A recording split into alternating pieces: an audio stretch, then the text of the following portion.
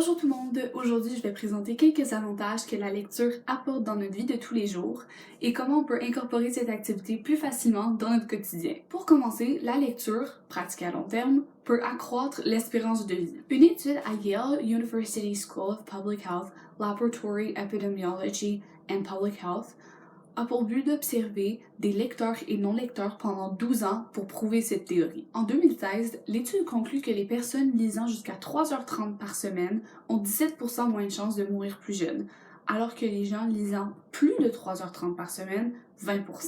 Ce seraient les fictions qui ont le plus d'effets positifs, car elles stimulent l'esprit, et l'avantage de survie vient par intermédiaire cognitif, ce qui est tout ce qui concerne l'assimilation des connaissances. Ensuite, commencer à lire dès son plus jeune âge comporte beaucoup d'avantages pour l'enfant, mais aussi pour sa relation avec son parent.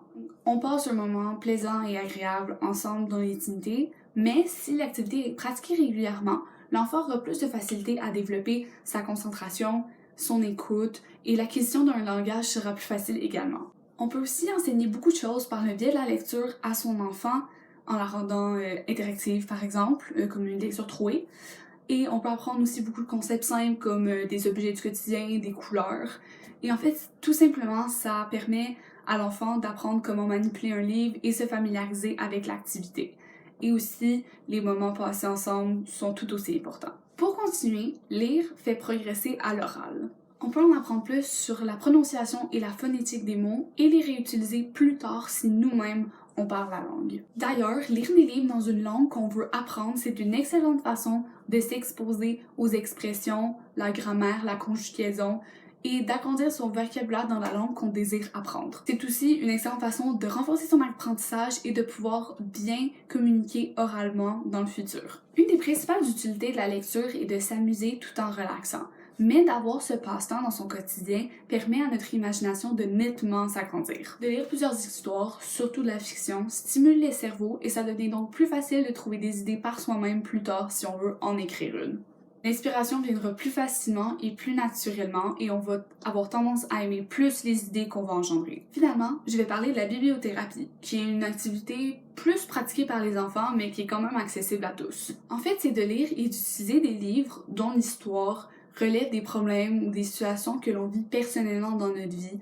Et ça permet de mieux les comprendre. Cela peut aussi nous aider à nous rappeler que nous ne sommes pas les seuls à vivre certaines situations et problèmes. Grâce à cette thérapie, notre sentiment d'efficacité personnelle devient beaucoup plus fort parce qu'on a appris quelque chose par nous-mêmes et on peut savoir maintenant comment réagir dans certaines situations ou comment atteindre certains buts.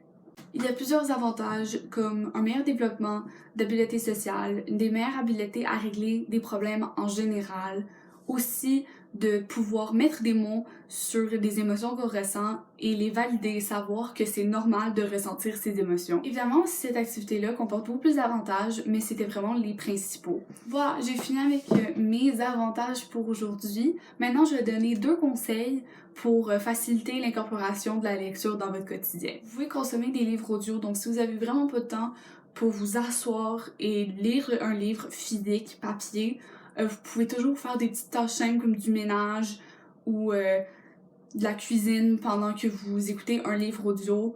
Il y a beaucoup de monde qui pense que les livres audio, c'est pas un livre, mais oui, ça compte comme une lecture, même si c'est pas en réel, c'est pas un livre papier. Mon deuxième conseil, c'est d'aller juste se promener dans une bibliothèque ou une librairie et d'expérimenter dans plusieurs livres pour voir c'est quoi votre style et qu'est-ce qui va vous donner le goût de continuer à pratiquer cette activité-là. Tout le monde a un certain type de livre qu'il préfère et c'est correct. C'est normal que ce n'est pas tout le monde qui ont les mêmes goûts de livres. C'est pour ça qu'il y a autant de choix en ce moment.